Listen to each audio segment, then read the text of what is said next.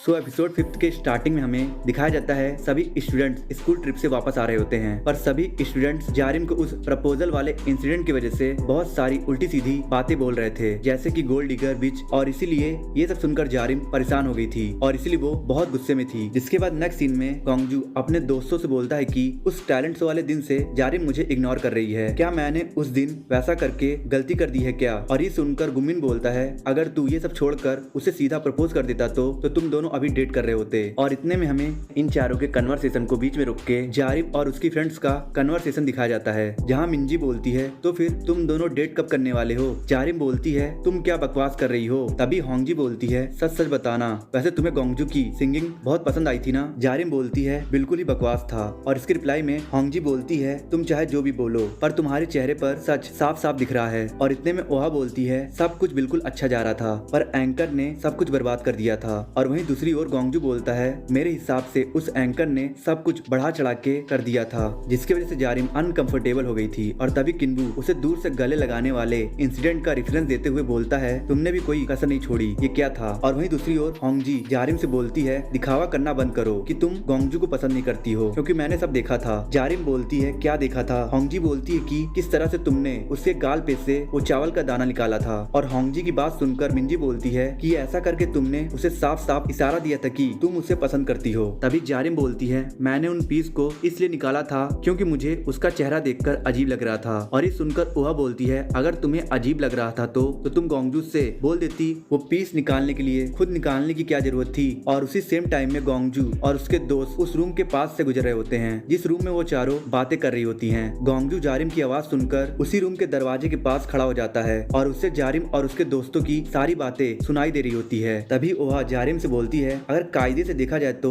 अगर तुम गोंगजू को पसंद नहीं करती हो तो तुमने उसे ये अभी तक सीधे सीधे क्यों नहीं बोला? होंगजी बोलती है सही बात है। और इसके रिप्लाई में जारिम हल्के से लाउड वॉइस में बोलती है क्योंकि मुझे उस पर दया आ गई थी। और ये सुनकर गोंगजू सैड हो जाता है और ये सोचने लगता है कि जारिम अभी तक जो भी कुछ कर रही थी वो सब सिर्फ सिंपैथी था, उसके दिल में मेरे लिए कोई फीलिंग्स नहीं है। और उतने में किन्वू चिल्लाकर बोलता गोंगजू तुम दरवाजे के पास क्या कर रहे हो? और उसकी आवाज इतनी तेज थी कि वो जारिम और उसके दोस्तों को भी सुनाई दे देती है। ये सुनकर ओहा जाकर दरवाजा खोलती है तो दरवाजे के उस पार गोंगजू शॉक में वहाँ खड़ा होता है और वो जारिम को देखकर वहाँ से भाग जाता है। जिसके बाद नेक्स्ट सीन में गोंगजू क्लास में बैठकर सोच रहा होता है कि अभी तक जारिम ने जो कुछ भी किया था वो सब मुझ पर दया खाकर किया था। इसके बाद नेक्स्ट सीन में जारिम, मिंजी और ओहा घर जा रही होती हैं। तभी गोंगजू भी पीछे से आता है और उनके पास से गुजरता है और वो उन तीनों को देखकर बहुत ही सैड टोन में हे बोलकर वहाँ से चला जाता है। और गोंगजू को देखकर मिंजी बोलती है इसको क्या हुआ? गोंगजू तो ऐसा बिल्कुल नहीं है, वो हमेशा जारिम जारिम चिल्लाता रहता था। तभी ओहा बोलती है इसका मतलब उसने हमारी सारी बातें सुन ली है। मिंजी बोलती है मुझे भी ऐसा ही लग रहा है। इसके बाद नेक्स्ट सीन में जारिम डिपार्टमेंटल स्टोर में जाती है तो वहाँ गोंगजू पहले से ही होता है, जो जारिम को देखकर उसे अवॉइड करने की कोशिश करने लगता है। तभी जारिम गोंगजू से बोलती है तुमने सब सुन लिया था ना? गोंगजू बोलता है हाँ मैंने सब सुन लिया था और इसलिए अब से तुम्हें मुझ पे दया दिखाने की कोई जरूरत नहीं है। ये बोलकर गोंगजू वहाँ से भाग जाता है। इसके बाद जारिम अपने घर जाती है तो देखती है कि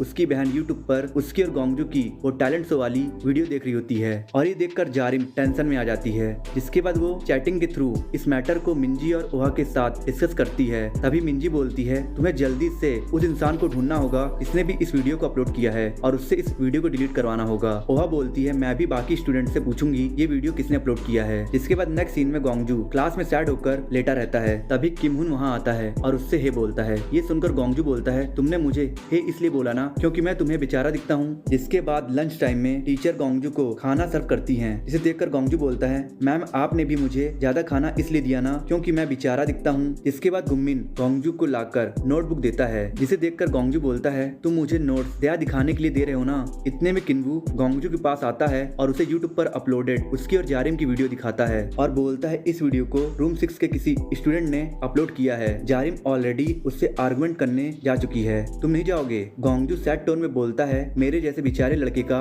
वहाँ क्या काम? ये सुनकर किमहुन बोलता है मेरा तो कान पक गया है इसका बेचारापन सुनकर। किन्वू बोलता है पागल हो गया है साला, चलो यहाँ से चलते हैं। और उन तीनों को जाता हुआ देखकर गोंगजू बोलता है तुम लोग भी मुझे बेचारा समझ रहे हो ना, इसीलिए तुम लोग भी मुझे अकेला छोड़कर जा रहे हो। जिसके बाद नेक्स्ट सीन में जारिम उस लड़के से वीडियो डिलीट करने के लिए बोलती है जिसने उस वीडियो को अपलोड की थी, पर बहुत ज्यादा बहस करने के बाद भी वो लड़का वीडियो डिलीट करने के लिए नहीं मानता है। इसके बाद नेक्स्ट सीन में गोंगजू उस लड़के के पास जाता है जिसने वीडियो अपलोड किया था और बिल्कुल ही डरावना फेस फेस बनाकर गुस्से वाले टोन में बोलता है, तुमने ही वो वीडियो अपलोड किया था ना, अभी उसे डिलीट करो। और उसके गुस्से वाले चेहरे को देखकर लड़का बोलता है, अच्छा शांत हो जाओ, मैं डिलीट करता हूँ। ये सुनकर गोंगजू सडनली अपना एक्सप्रेशन बदलकर बोलता है, तुमने मुझे हाँ इसलिए बोला ना क्योंकि तुम्हें भी मुझ पर दया आ रही है। वो लड़का बोलता है, तुम क्या बोल रहे हो। इसके बाद नेक्स्ट सीन में जारिम, मिंजी और ओहा रेस्टोरेंट में लंच कर रही होती हैं। तभी मिंजी को वीडियो डिलीट होने का नोटिफिकेशन आता है और ये देखकर वो जोर से बोलती है, हे वीडियो डिलीट हो गई है। इसके बाद नेक्स्ट सीन में जारिम गोंगजू के घर जाती है पर गोंगजू से देखकर भागने लगता है और जारिम उसका पीछा करने लगती है और बहुत दूर तक भागने के बाद गोंगजू फाइनली रुक जाता है और जारिम बोलती है, तुम मुझसे दूर क्यों भाग रहे हो। गोंगजू बोलता है, तुम मुझे फॉलो क्यों कर रही हो, अगर तुम्हें मुझ पर दया आ रही है तो